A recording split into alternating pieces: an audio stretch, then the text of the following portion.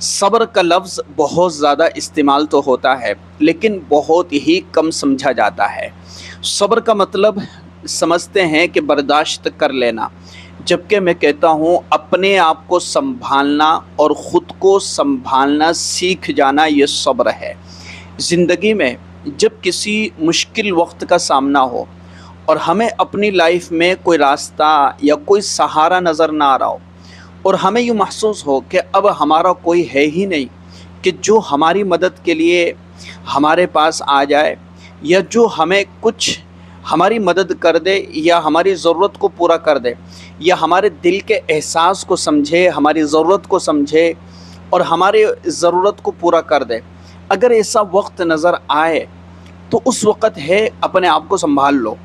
اپنے آپ کو سنبھالنا سیکھ جاؤ، اس کو کہتے ہیں صبر۔ اور اللہ تبارک و تعالیٰ سے تنہائی کے وقت،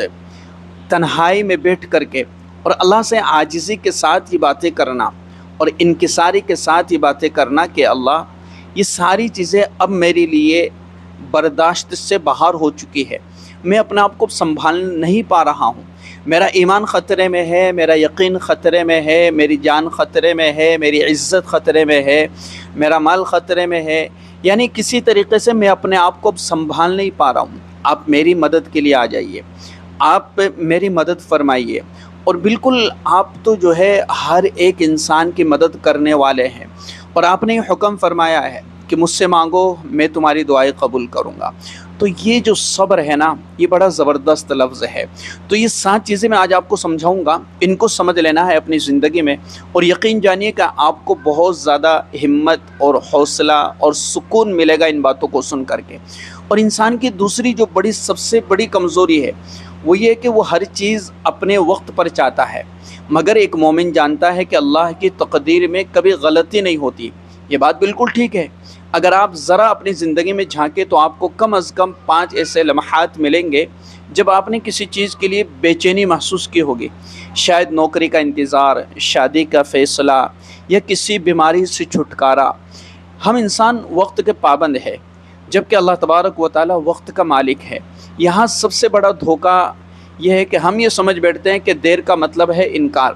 حالانکہ ایسا نہیں ہے۔ یعنی ہم کوئی چیز اللہ سے طلب کر رہے ہیں اور کوئی چیز اللہ سے مانگ رہے تو ہم یہ سوچتے ہیں کہ یہ چیز ہمیں فوری طور پر مل جائے، اور انسان بڑا جلد باز ہے، جبکہ ہمیں مسلسل تسلسل کے ساتھ ریگولر اللہ سے دعائیں کرنا چاہیے۔ اور اللہ سے دعا کرتے وقت ہمیں اللہ سے ایک بہترین اور ایک مکمل اعتماد رکھنا چاہیے کہ میرا اللہ میرے لیے بہترین کرے گا، اور میرے لیے جو فیصلے فرمائے گا سب سے بہترین ہوں گے۔ لیکن ہم اس کا مطلب کیا سمجھتے ہیں کہ اگر ہمیں نہیں مل رہا ہے اور دیر ہو رہی ہے اللہ کی طرف سے ملنے میں، تو ہم اس کو سمجھ لیتے کہ انکار ہے، ہماری دعائیں قبول نہیں ہو رہی، ہماری حاجتیں پوری نہیں ہو رہی۔ یہ سمجھنا غلط بات ہے، یہ ہمارا چھوٹا دل ہے، یہ ہماری نا امیدی ہے۔ اور ایک ایمان والا اللہ کی ذات سے کبھی بھی نا امید نہیں ہوتا ہے، وہ اللہ کی ذات پر توکل اور اعتماد کے ساتھ مانگتا ہے۔ اور دیری کا مطلب انکار نہ سمجھے، بلکہ دیری کا مطلب اللہ کے حکمت اور اللہ کے فیصلوں پر اپنے آپ کو راضی رکھنے کی کوشش کرے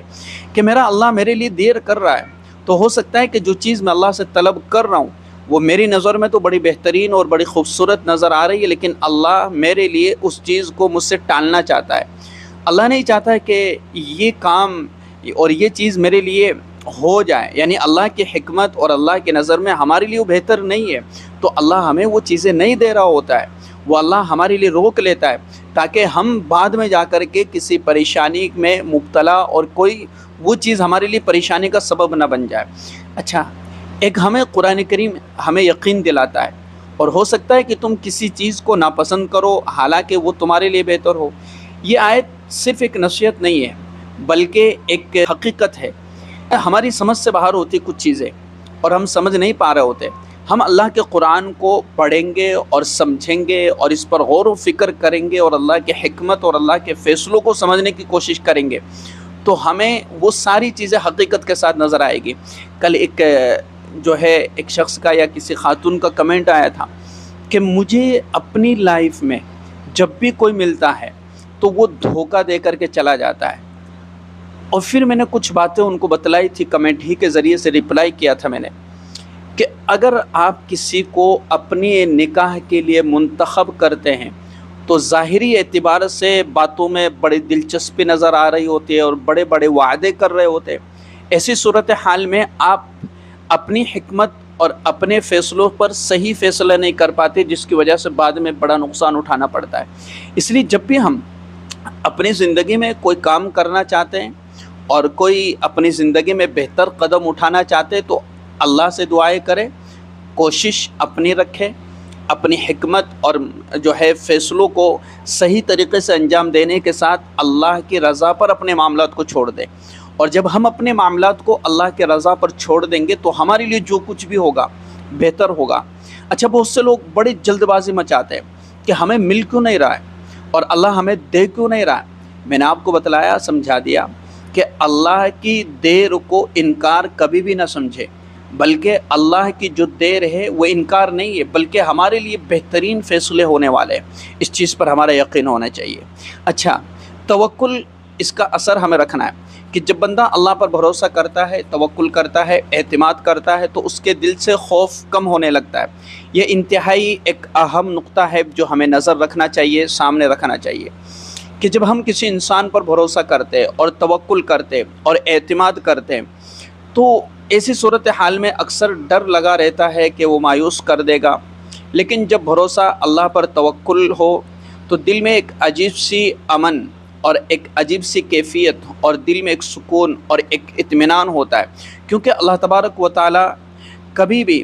اپنا وعدہ نہیں توڑتا ہے۔ اور لوگوں کے دلوں کی جو حالت ہے اور لوگوں کے دلوں کی جو کیفیات ہے وہ یہ ہے کہ ہم ظاہری طور پر کسی انسان کو اپنے لیے بہتر پسند کرتے ہیں، لیکن وہ ہمارے لیے بہتر نہیں ہوتا اور دھوکہ نکل جاتا ہے۔ تو ایسی صورتحال میں ہر وقت اللہ کی ذات پر توکل اور اعتماد کے ساتھ ہمیں اپنا وقت اور اپنی زندگی کو گزارنا ہے۔ اچھا، دعا اپنی زندگی میں کبھی بھی ہمیں نہیں چھوڑنا ہے۔ اور دوسری چیز ہے کہ صبر کو اپنی طاقت بنائے۔ دعا اور صبر، یہ دو چیزیں انسان کو بڑا طاقتور بنا دیتی ہے، اور ایک ہے حلال رزق اور ایک ہے نیک اعمال۔ یہ جو 6 چیزیں میں نے آپ کے سامنے رکھی ہے کہ صبر کو اپنی طاقت بنائے اور دعا اپنی زندگی میں کبھی بھی نہ چھوڑے، کہ انسان اگر ان پر عمل کر لے تو انشاءاللہ آپ کی کامیابی اور اسی طریقے سے اللہ تبارک و تعالیٰ کی طرف سے آپ کے لیے جو فیصلے ہوں گے وہ بڑے بہترین ہوں گے۔ تو حلال رزق کمانے کی کوشش کرے، حرام کا کوئی شائبہ نہ ہو۔ اور اللہ تبارک و تعالیٰ نے اپنے پیغمبروں کو بھی حلال رزق کی طرف ان کو ترغیب دی ہے۔ یا ایھا الذین آمنوا کلوا من طیبات، یا ایھا الرسل کلوا من الطیبات، یہ بار بار قرآن کریم میں تذکرہ آتا ہے حلال رزق کا۔ تو حلال رزق ہمارے لیے ایک بہترین ایک غذا بن جاتی ہے جو ہمارے لیے روحانیت کے اعتبار سے طاقت بنتی ہے، جو ہمیں اعمال کی طرف لے کر کے آتی ہے، عمل کی طرف لے کر کے آتی ہے، اور دعا کی قبولیت میں اس کا بڑا اثر ہے۔ تو یہ جو 6 چیزیں ہیں نا، اپنی زندگی میں نوٹ کر کے رکھ لے کہ صبر، دعا، توکل، اعتماد، اللہ کی ذات پر بھروسہ، اللہ پر یقین، اللہ پر توکل، یہ چیزیں اپنی لائف میں جو ہم لے کر کے آئیں گے تو انشاءاللہ ہمیں بڑا سکون ملے گا، اور اپنا ہر معاملہ اللہ کے حوالے کر دے، اللہ کے نظر جو ہے اللہ کے فیصلوں پر ہم راضی رہے اور اللہ کے حکمت پر ہم چھوڑ دے۔ کبھی بھی ہم کسی چیز کو اپنی طرف یہ نہ سمجھے کہ مجھے ملنے میں دیر کیوں ہو رہی ہے۔ تو انشاءاللہ آپ کو ان چیزوں سے بڑا فائدہ ہوگا۔ السلام علیکم ورحمۃ اللہ وبرکاتہ۔